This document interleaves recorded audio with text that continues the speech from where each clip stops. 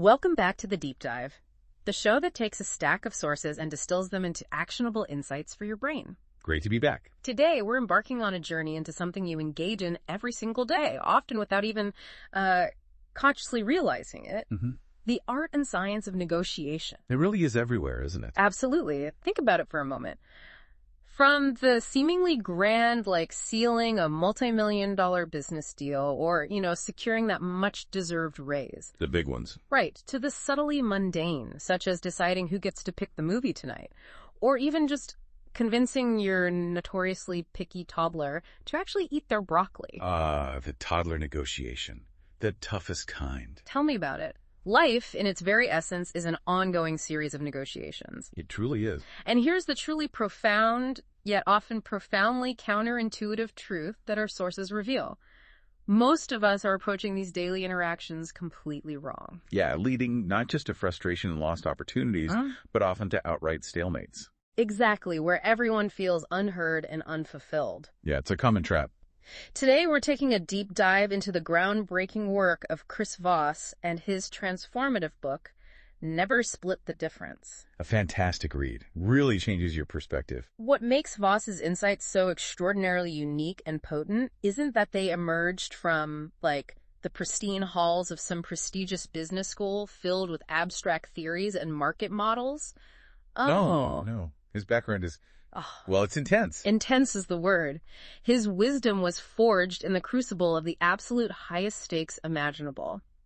His distinguished career as a lead international hostage negotiator for the FBI. Yeah, we're talking real-time, life-or-death situations. Bank robbers, kidnappers, terrorists. Unbelievable pressure. And the tactics, the psychological principles he honed and perfected under that kind of unimaginable stress are almost shockingly, incredibly powerful and directly applicable to your everyday interactions. That's the amazing part. Whether you're trying to close a significant professional deal, resolve a simmering family dispute, or simply navigate, the complex currents of daily human connection. Voss's approach offers a refreshingly effective roadmap. It really does. So our mission for this deep dive is crystal clear. We're going to systematically unpack Voss's core principles and techniques, breaking them down into actionable, practical insights. Getting into the nuts and bolts. Our aim is to equip you, our listener, with the tools to become a dramatically more effective negotiator, not just when the stakes feel high and intimidating, but in every single daily interaction. Turning potential conflict into actual collaboration. Exactly. Okay, let's unpack this. All right. It's truly fascinating because for so long, the common wisdom has told us that negotiation is about pure logic, right? Right. Laying out facts, seeking rational compromise, finding that equitable middle ground. That's what we're taught. Exactly. But as our source material profoundly highlights, Voss discovered something fundamentally different, something that completely upended these traditional notions, especially in those high-stakes, high-pressure environments. Which is? Pure, unadulterated logic rarely, if ever, works. That's almost startling when you first hear it, isn't it? We're ingrained from an early age to be rational, to meticulously present our facts. Build that airtight logical case. Yeah. We believe that if our argument is sound enough, the other person must see reason. But Voss's experience, often forged in incredibly tense moments where lives hung in the balance, irrefutably proves that human beings, particularly when under duress or experiencing strong emotions, they're driven first and foremost by those emotions. So the feelings override the facts. Pretty much. He consistently found that if you couldn't genuinely connect with that emotional core, if you couldn't address the underlying feelings, then all the logic in the world would simply fall flat. Just becomes noise. Just noise, exactly. What? Imagine a scene straight out of one of the case studies. A man has taken hostages in a Harlem bank. Okay. The FBI team is deployed, the street is cordoned off, the air thick with an almost palpable tension. Chris Voss is on the phone, facing a situation where every single word could mean the difference between life and death. What does he do? What's the first move? Well, what doesn't he do? He doesn't begin with a series of demands.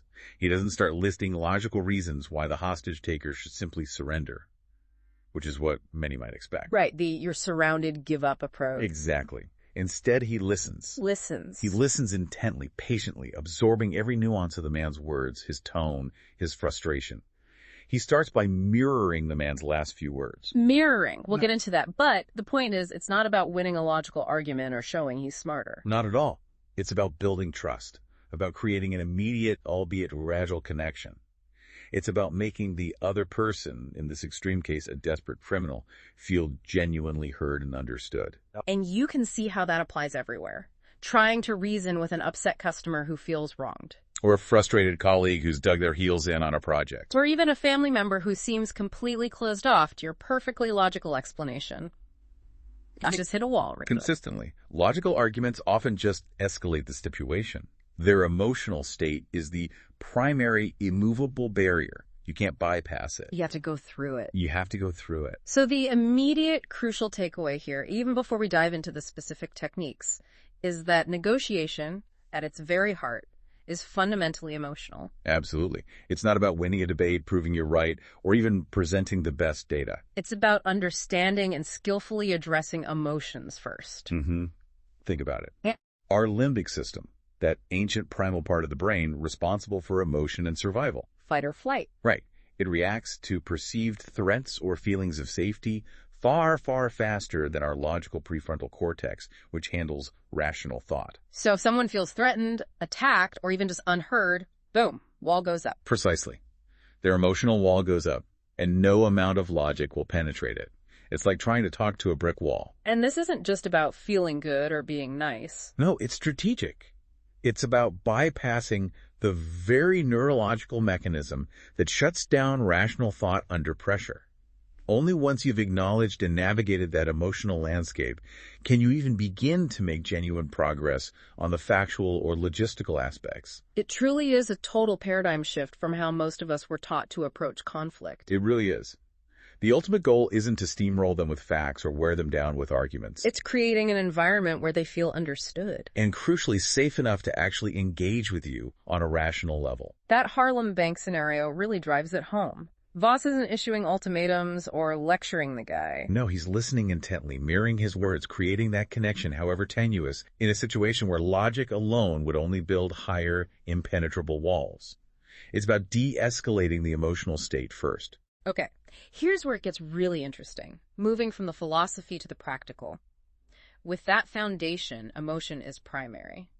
The next question is, how do we actually use this? Right. What are the tools? What are the practical steps Voss outlines for tapping into that emotional side and building that critical connection? He offers some incredibly powerful, almost deceptively simple techniques. The first one is kind of mirroring. Mirroring, yes. It's disarmingly simple, as you said. The core concept is almost ridiculously straightforward. Which is? You just repeat the last 1 to 3 significant words someone says. Just repeat them. Yeah. It sounds awkward, maybe even a little silly when you first try it, because it feels so unnatural to just echo someone. I can imagine. It feels like you're just mimicking them, almost mockingly. Right. But the psychological effect the source reveals is profound. What's happening beneath the surface psychologically when you do that? Okay, tell me. Well, when you mirror, you're signaling active listening without interrupting, without injecting your own opinion, and crucially, without judgment. A non-judgmental echo. Exactly. This signals to the other person on a subconscious level that you are truly engaged. It encourages them to elaborate, to fill the silence that you've created by repeating their words. Ah, so they feel compelled to explain more. Yes, they feel heard. And that, as we discussed, is a deeply powerful human need. It builds subconscious rapport and trust. Imagine the kidnapper on the phone saying, "We want $1 million by midnight." Okay. And Voss, in that calm, steady tone, just repeats, $1 million by midnight. Right. Just that. Yeah, and what Voss observed consistently was that simple act of mirroring created a pause. Sometimes a long one. And then, almost invariably, the kidnapper would start talking again, saying something like, "Yes, that's right, and if we don't get it, or else we start killing the hostages." Exactly. That simple act of mirroring didn't concede anything, didn't agree with anything, but it got them to open up. To give more information, reveal their underlying motivations, their pressures, their fears, their demands. The more they talk, the more you learn. Yeah. And the more trust you build. Paradoxically, it's an information-gathering superpower. That's the magic, the subtle power of it. And this leads directly to a crucial concept that Voss emphasizes, the "that's right" moment. Ah, yes. This is profoundly, fundamentally different from someone saying, "You're right." Right. Because you're right is what we often instinctively say when we want to politely dismiss someone or maybe just end a conversation, isn't it? Totally. Like, oh, you're right, I should probably go now, or you're right, that's a good point anyway. It feels like a polite but superficial agreement. Exactly. You're right often signifies a polite dismissal or a concession to simply end the interaction. It's a verbal shortcut that often means, I hear you, but I'm not really internalizing what you're saying, and I want to move on. Surface level agreement, no real understanding. Right. But when someone says that's right, after you've summarized their point of view, their core feelings, or their underlying situation, when you've articulated their world back to them in a way they recognize. That's the breakthrough. That's the breakthrough. It means they feel you have genuinely captured their perspective, that you have truly seen and understood them at a deep, fundamental level. It's the moment they trust that you actually get it. Yes. You've truly stepped into their shoes, seen their world through their eyes. And Voss makes it unequivocally clear. This is the precise moment power shifts in a negotiation. Mm-hmm. Not because you've conceded anything, not because you've agreed with their terms. But because you've achieved that genuine, deep understanding. It's a profound psychological turning point. They feel understood, validated, and that creates an open pathway for them to begin trusting you and engaging constructively. It's the green light for progress. So I guess the first key thing here is use mirroring, repeating those last few words to build rapport and get them talking. And listen for that. That's right. That's your signal you've truly connected. Absolutely. Building on mirroring, another highly counterintuitive concept Voss introduces, one that completely challenges conventional wisdom, is embracing no. Okay, this one really messes with your head. Our ingrained conventional wisdom tells us that no is the absolute end of a negotiation, right? Slam door, brick wall, definitive rejection. That's the usual take. But for Voss, no is actually strategically the very beginning of real negotiation. It sounds completely alien. We spend so much energy, so much time, so many sales courses, all dedicated to tirelessly trying to get to yes. Why on earth is no a good thing? How can rejection be a foundation for progress? Because when someone says no, they feel safe. Safe. How? They feel in control. They feel unpressured. Think about it. Our primal instinct is to resist being pushed or cornered. Okay, yeah. Don't back me into a corner. Right. If you try to aggressively force a yes out of someone, they often become defensive, maybe even manipulative. Or they'll agree just to get rid of you, only to back out later. We've all seen that happen. Exactly. Voss argues convincingly that allowing someone the autonomy to say no immediately gives them a profound sense of control and safety. And once they feel that sense of control, that their autonomy is respected and not threatened, they are dramatically more likely to open up, to genuinely engage, and to explore alternatives. It's not about inviting rejection. It's about inviting honesty. Okay, so how do we actively use this counterintuitive principle to our advantage in a practical sense? Are we just inviting rejection and then hoping for the best? Not at all. You strategically use questions specifically designed to elicit a no as a disarming way to open up dialogue. Make them feel safe and unpressured right from the start. Precisely. For instance, consider a common scenario. Instead of calling a colleague and saying, "Do you have a minute to talk?" which almost forces an immediate yes, even if they're completely swamped. Yeah, the polite yes, that really means no, but I feel obligated. Right. Instead, you could strategically say, "Is now a bad time to talk?" Ah, that's brilliant. Because they can very easily and honestly say, no, not at all, what's up? Or, "No, I'm just about to head into a meeting, but I can talk in 5 minutes." It instantly gives them a clear, comfortable out. Makes them feel less cornered and therefore more willing to engage on their own terms. It shifts the dynamic entirely. Exactly. Another tremendously effective phrase Voss highlights, derived from his high-stakes experiences, is, "Would it be ridiculous to ask for?" Ooh, I like that phrasing. Would it be ridiculous? It frames your request in a way that allows them to comfortably say no without feeling confrontational or like they're rejecting you personally. But what's fascinating is how often, surprisingly often, it makes them actually consider it more seriously. Why is that? Because you've preemptively acknowledged the potential for it to be a tough or ambitious ask. It's almost like you've removed the social pressure to immediately dismiss it. You've taken the sting out of the no. Precisely. This principle applies everywhere. Asking for a favor, initiating a difficult conversation about performance with a team member, or even approaching a new, potentially wary client. It gives them the freedom to say no, and paradoxically, in doing so, it often encourages them to say yes. to a deeper, more honest conversation. So the takeaway here is, don't fear the no. In fact, sometimes actively seek it out with questions like, is now a bad time? To make the other person feel safe and in control. That safety often opens the door to real dialogue. Okay, so we've learned to mirror, we've gotten them to feel safe by letting them say no.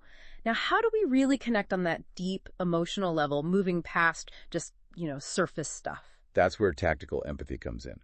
This is absolutely crucial to Voss's framework. Tactical empathy. Yep. Sounds strategic. It is, but not in a manipulative way. It's not about agreeing with someone's perspective or endorsing their actions or even validating their reasoning. Okay, so what is it? It is fundamentally about recognizing, understanding, and then skillfully verbalizing their emotions. You're essentially telling them, through your words and tone, I see what you're feeling right now. Even if you completely disagree with why they're feeling it or what they're doing. Exactly. It's about acknowledging their emotional reality without necessarily validating their factual claims or demands. And what's the immediate tangible effect of that? Does it just validate their anger or sadness, making them dig in deeper? Or does it actually help?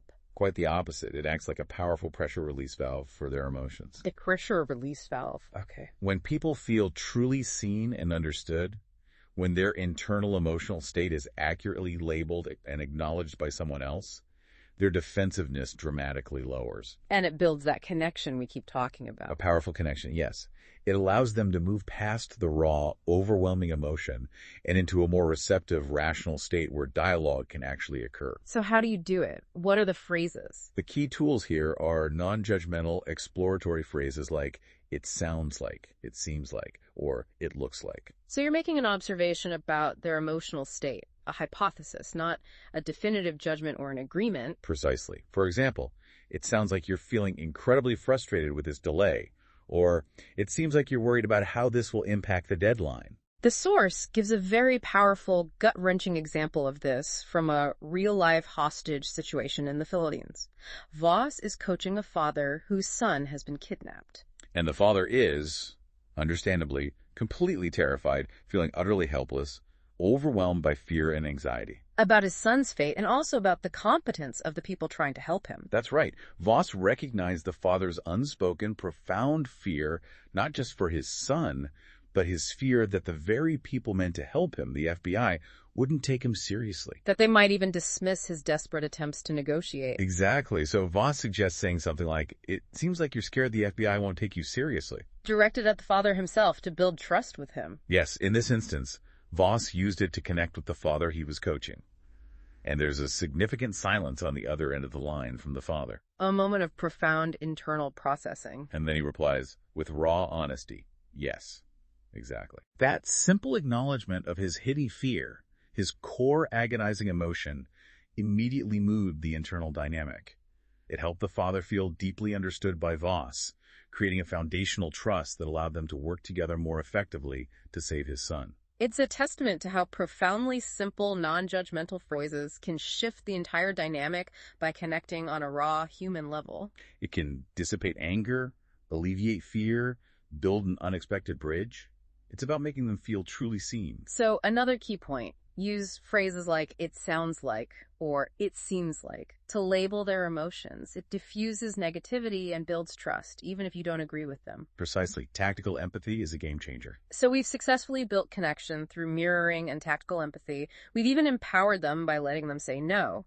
Now, how do we pivot from simply listening and understanding to actually guiding the conversation towards a solution? Right, without slipping back into that old trap of just giving demands or sounding aggressive. Exactly. Is this where we bring in what Voss calls calibrated questions? Absolutely. This is the natural progression.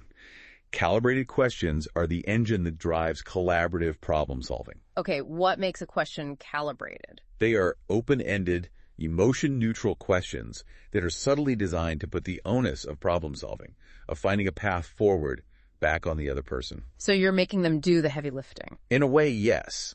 They're not designed to trap them, but to make the other party think critically, to consider the situation, rather than just react emotionally or defensively. So definitely not yes or no questions. And crucially, they're not aggressive or demanding. They're an invitation. Exactly. These questions inherently disarm by showing respect and a genuine desire for collaboration, rather than confrontation or dictation. They actively encourage the other party to think critically about the situation from your perspective or from a broader viewpoint. Yes, and they are incredibly powerful because they can reveal underlying constraints, hidden motivations, or unspoken goals that you didn't even know existed. Things you wouldn't get with a direct question. Right. And crucially, for you, the negotiator, they buy you valuable time to think, to process information, and to gather even more insights without appearing hesitant or weak. They transfer the intellectual heavy lifting to them. Okay, give us some concrete examples. What do these sound like in practice beyond the high-stakes FBI scenarios? How can listeners apply this daily? Voss emphasizes using how and what questions. They naturally prompt longer, more thoughtful answers than why questions, which can sometimes feel accusatory. Right. Why did you do that? Sounds like an attack. Exactly. So instead of saying to a colleague, you need to fix this problem by tomorrow, which is a demand, You'd ask, how can I help you solve this? Or maybe, what does solving this look like to you? Ah, that immediately shifts the dynamic to collaboration. Totally. Or, if a client presents a seemingly impossible demand, instead of arguing, you might ask, what's the biggest challenge you face in achieving that outcome? Invites them to articulate their internal obstacles, makes them think it through. Yes. Or, in a team meeting where there's a deadlock, how would you like me to proceed with this? Considering everyone's input. These questions transform a unilateral demand or a perceived problem into a shared, collaborative challenge. They invite the other person to contribute actively to the solution, which almost always leads to more sustainable and mutually beneficial outcomes. Because they feel like they contributed to, or even came up with, the solution. Precisely. It's powerful for everything from project management to family discussions about chores or budgets. What if they don't answer a calibrated question? What if they just stare blankly or deflect? Do you push? That's a great what if. If they don't answer immediately, the key is to embrace the silence. Ah, silence again. Yes. Don't rush to fill it. People feel an innate urge to fill voids, and in negotiation, that often means they will eventually reveal more information, or their true thoughts, just to break the silence. So just wait. Wait patiently. If the silence persists and becomes truly uncomfortable, you might rephrase the question slightly, or gently prompt with, take your time, or no rush, just thinking out loud. The goal isn't to put them on the spot aggressively. No, it's to gently invite their thought process. Yeah. If they genuinely have no answer, they'll usually admit it, which is also valuable information. Okay, so the gist is, use open-ended how and what questions to make them think, collaborate, and reveal information. And don't be afraid of the silence that follows. You got it. That's the power of calibrated questions. Now that we're talking about solutions and moving towards agreements, let's get into the nitty-gritty of the deal itself, beyond the emotional connection. Right, the actual bargaining part. Voss has some surprising, almost psychological methods for bending reality, or at least bending the other person's perception, starting with a powerful technique called anchoring. Anchoring, yes, this is a classic psychological principle applied masterfully in negotiation, and Voss leverages it beautifully. So what's the core idea? The core concept is that you start with an extreme number, either very high if you're selling or very low if you're buying, to shape the other person's expectations. Even if that number is initially completely unreasonable or outlandish. Especially then. That extreme anchor serves as the powerful mental reference point, a kind of psychological flagpole. Okay. When subsequent offers are made, they are then unconsciously judged against this initial anchor. They suddenly appear more reasonable, more palatable by comparison. Even if they're still quite far from your initial aggressive anchor. Exactly. Think about the classic scenario of buying a used car. The seller might confidently state the car is valued at, say, $6,000. Okay. If your immediate conventional counter is something like $5,500, you're already negotiating entirely within their high anchor. You've accepted their starting point as the legitimate ballpark. Right, you're playing their game on their field. But if you apply Voss's concept of anchoring, you'd start much, much lower. Yeah, you'd come in with a number that feels almost insulting at first glance. Exactly. You might anchor with something audacious, like $3,000. Oh, okay. The seller, as you rightly point out, might laugh or even get offended initially, perhaps saying, "Are you serious? That's ridiculous." So what's the point if they just dismiss it? But here's the magic of the anchor. What happens then is that the negotiation, instead of settling around $5,500, it might now settle closer to $4,500 or $5,000. Your initial extreme anchor, even though it was dismissed, subtly pulled their expectations and their perceived value down. It shifted the center of gravity for the entire negotiation. It's a powerful psychological tool that subtly but effectively shifts the perceived value, making your eventual, more reasonable offer feel like a significant climb for you. So, takeaway. Start with an extreme anchor, high or low, to subconsciously shift their expectations and make your real target seem more reasonable later. Precisely. It sets the stage. And building on that strategic use of numbers and perception, Voss offers a specific, almost formulaic, yet incredibly flexible, structured approach for making those offers, especially when you're dealing with financial terms. Yes, the Ackerman bargaining model. This isn't just randomly throwing out numbers. It's a highly strategic sequence designed to maximize your chances of success. It's incredibly strategic and designed with a dual purpose. Yeah. To methodically get you to your target price. Okay, goal number 1. And to make the other side feel as though they've genuinely won hard-fought concessions from you, that they've pushed you to your absolute limit. Let them feel like they won. Clever. First, and this is crucial, you must start with a very clear, rock-solid target price in mind, what you genuinely, realistically want to achieve. That's your North Star. Got it. So let's use a round number for simplicity. If my target price for something is, say, $100,000, how does the Ackerman model work step-by-step in practice? Great question. Let's use that $100 K target. Your first offer would be strategically placed at 65% of your target. So $65,000, that's pretty low. It's your aggressive yet plausible anchor. It's deliberately low, setting the boundaries far from their comfort zone. Okay, step 1, 65%. Then what? Then your second offer is a significant, noticeable jump, moving to 85% of your target. So $85,000, that's a big jump from $65K. Right. This substantial movement clearly signals that you're willing to negotiate, that you're making genuine concessions, and that you're serious.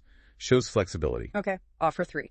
Your third offer is a smaller, more incremental jump, moving to 95% of your target. $95,000. So a much smaller increase this time. Exactly. This small jump is crucial. It subtly signals to the other party that you are very, very near your limit, that there's not much more room left to give. Creates a psychological pull for them to meet you, makes them feel like they've pushed you almost to the edge. Precisely. And then the final offer. What makes that specific step so special and effective beyond just hitting your target? The final offer is 100% of your target price. So in our example, $100,000. But here's the crucial, ingenious twist. It must include a small, non-monetary item. A non-monetary item? Like what? A minor concession or something of perceived value that doesn't cost you much. So it would be $100,000 plus something like, and you'll throw in a 6-month warranty if it's a product. Or if it's service, maybe, and you'll include an extra hour of consulting. Exactly. This makes the other person feel like they've extracted something extra, a bonus win beyond just the monetary figure. A tangible victory that allows them to save face and truly feel like they've pushed you to your limit and came out on top. Even though you've hit your exact monetary target, it's about giving them a perceived victory. And the source also mentions the power of using precise, slightly odd numbers, like not just $50,000, but maybe $48,700. Why? Using precise, slightly odd numbers like $48,700 instead of neat round figures like $50,000 makes your offer feel less arbitrary. Less like you just pulled it out of thin air. Exactly. Feels far more thoroughly calculated. It suggests you've done your meticulous homework, that this isn't just a casual guess, but a precise figure derived from detailed analysis, maybe even some complex calculations. Makes your offer feel more serious, less negotiable, and more credible. Like that's really your limit. It subtly communicates that you've reached your precise limit based on deep consideration. But here's the crucial integration that Voss absolutely stresses. There's always a but.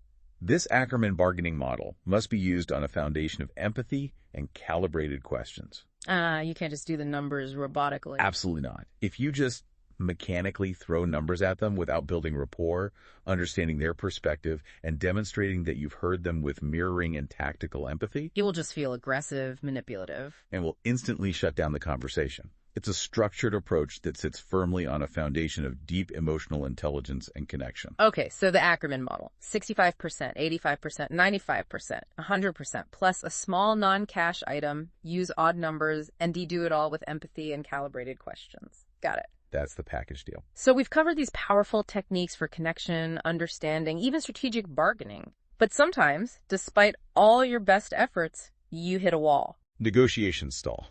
Happens all the time. You just can't seem to get to a breakthrough, or you feel like there's a missing piece of the puzzle. That's when you need to actively look for something Voss calls a black swan. The black swan, yes. This is fascinating. In negotiation terms, a black swan is that small, hidden, often overlooked piece of information. A fact, a detail, a relationship, a constraint, maybe a hidden desire. Exactly. Something that, once discovered, completely and fundamentally shifts the entire negotiation dynamics.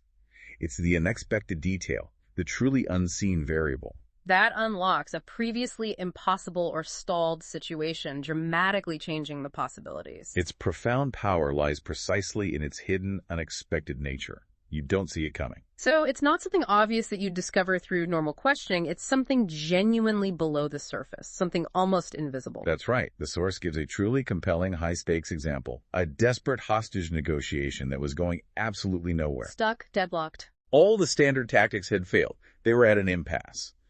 Then, through relentless investigation and deep listening, they discovered a black swan. What was it? The hostage, unbeknownst to the negotiators or even initially the hostage takers, had a critical medical condition to cancer and required specific, time-sensitive medicine. Wow. That wasn't something initially disclosed or apparent. No, it was a deeply personal, hidden truth. But once that fact was known, it changed everything. How so? The entire dynamic of the negotiation shifted. The priorities changed. And it allowed a resolution to be found because there was now a new, urgent leverage point. Appealed to the hostage takers' humanity, maybe, or at least their desire to avoid a death on their hands. Something like that. That single previously hidden piece of information broke the deadlock and created an entirely new path forward. That's incredibly powerful, but how do you even begin to find something so elusive, something that by its very nature is hidden and unexpected? It sounds like looking for a needle in a haystack you didn't even know existed. It requires an almost obsessive level of deep listening. Not just to the words. No, not just the words. Listening to the tone, to any subtle hesitations, to inconsistencies, to what's not being said. Body language if you're in person. The pauses, the things that feel slightly off. Sometimes simply asking those calibrated questions we discussed earlier can inadvertently prompt the revelation of hidden information. You're constantly scanning for those gaps in information, those moments where something feels unexplained or contradictory. It's about being incredibly observant and curious about why things are the way they are and why they aren't. Because in any negotiation, no matter how simple or complex, there are always unknown variables. Always. Proactive discovery of these black swans is absolutely key to unlocking breakthrough deals that seem impossible on the surface. It's about turning the unknown into your advantage. So look for the hidden info, the black swans, through deep listening and calibrated questions. They can change everything. Absolutely. A crucial concept. Beyond these powerful structured techniques, Voss also highlights some fundamental yet incredibly potent psychological principles and communication habits that you can apply instantly. Yeah, in virtually any conversation, not just formal negotiations, they are about how you present yourself and manage the flow of interaction. Okay, what's the first one? The first one is deceptively simple, but profoundly effective. Slow it down. Slow down in this fast-paced world. Exactly. In our hyper-paced, always-on world, there's an almost compulsive urge to rush, to get to the point, to speed through conversations. But the faster you rush, the less you truly listen. right, and the more you miss critical cues, subtle emotional signals, and crucially, those potential black swans hidden in plain sight. Patience is not just a virtue in negotiation. It's a strategic weapon. It allows you to observe, to process, to think, and to respond thoughtfully rather than reactively or impulsively. It shows confidence and control. Makes sense. Slowing down gives you space to think. And related to that, something that makes many people instinctively uncomfortable. Silence is power. Ugh, I hate awkward silences. We're wired to fill quiet spaces. Absolutely. This is another area where our natural inclinations work against us. After you've spoken, especially after you've asked a calibrated question or made a key point. Embrace the silence. Don't rush to fill it. Exactly. People feel an innate, almost unbearable urge to fill voids, and in negotiation, that often means they will, out of discomfort, reveal more information than they intended. Or their true thoughts, or their underlying anxieties, just to break the silence. It can be incredibly uncomfortable for you as the silence stretches, but it is an incredibly effective tool for eliciting deeper truths. Practice it, and you'll be amazed at what emerges. Okay, gotta get comfortable with the quiet. And finally, a really practical, immediate one, voice control. Ah, yes. Voss talks about deploying different voices for different situations, almost like having a vocal toolbox. Your voice is arguably one of your most powerful immediate tools. And how you use it can dramatically impact the reception of your message. He describes what he calls the late-night FM DJ voice. The Barry White voice. Basically. Think calm, low, slow and deep, with a downward inflection at the end of sentences. What does that project? It projects immediate authority, unwavering calmness, and a profound sense of safety. It's the ideal voice for de-escalation, for when you need to soothe an agitated person, or for delivering sensitive information. Makes the other person feel secure, heard, and that you are in control. Right. Then there's the upbeat voice. Friendly, positive. Exactly. Friendly, enthusiastic, and disarming. This is excellent for building initial rapport, for breaking the ice, or for situations where you want to put people immediately at ease and convey positive intent. Good for starting things off. And finally, there's a direct or assertive voice. Okay, when do you use that? This is clear, firm, and precise, used when you absolutely need to state a boundary or convey a non-negotiable fact. But use it carefully. Sparingly and very carefully, ensuring it doesn't come across as aggressive, accusatory, or confrontational. The goal is always to guide the conversation effectively, not to dominate or alienate. It's about conscious choice for maximum impact. So, consciously controlling your pace, embracing strategic pauses, and deliberately choosing your tone DJ, upbeat or direct, can dramatically impact any conversation. Whether it's with your boss, a customer, or even just your kids. It's about being deliberate and intentional in your communication, recognizing that your delivery is often as important as your words. Absolutely. These are foundational communication skills amplified for negotiation. So what does this all mean for you, the listener, and how you navigate your daily world? We started by saying that life itself is negotiation. And that most of us, operating on old assumptions, approach it incorrectly, leaving so much on the table. Right. Chris Voss, drawing from his incredible background in high-stakes hostage negotiation, fundamentally turns so much of what we thought we knew on its head. His core message is that true negotiation isn't about the traditional idea of splitting the difference, which he dismisses as lazy, inefficient, and often leaving significant value on the table for both sides. Instead, his approach is about intelligent, empathetic discovery, striving to find a way for both parties to feel like they've won 100%. Not just 50-50. It's about expanding the pie, not just slicing it down the middle. His ultimate message is beautifully human and profoundly practical. Be human, be genuinely curious, and remain calm, centered, and patient under pressure. You can achieve remarkable outcomes without aggression, manipulation, or coercion. And you certainly don't have to settle for a mere 50-50 split when you can, through these techniques, find a way for everyone to truly achieve their core goals. Make them feel completely satisfied. Yeah. For you, the listener, it means approaching every single interaction, big or small, with a fundamentally different mindset. Equipped with powerful, counterintuitive tools that consistently put emotional intelligence and deep understanding at the forefront. It's a whole new toolkit. As you go about your day today, and in the days to come, I encourage you to pause for a moment and think of the last time you gave in just to get it over with. Or when a conversation stalled because you felt like you had exhausted all your logical arguments. What might have happened if, instead of pushing, you'd simply paused and just asked a better, more calibrated question? It's a powerful thought. We truly encourage you to actively try these techniques, starting small in your daily life. Maybe with a colleague, a friend, or even in a trivial interaction. Observe the profound impact they can have on your relationships, your effectiveness, and your overall sense of agency. The skills you've learned today are not just for high-stakes moments. They are for every interaction that matters. Every single one. We've been unpacking the wisdom of Chris Voss and never split the difference. We hope this deep dive helps you navigate your world with significantly more skill, understanding, and perhaps a lot less frustration. Keep practicing. Until next time, keep digging deeper.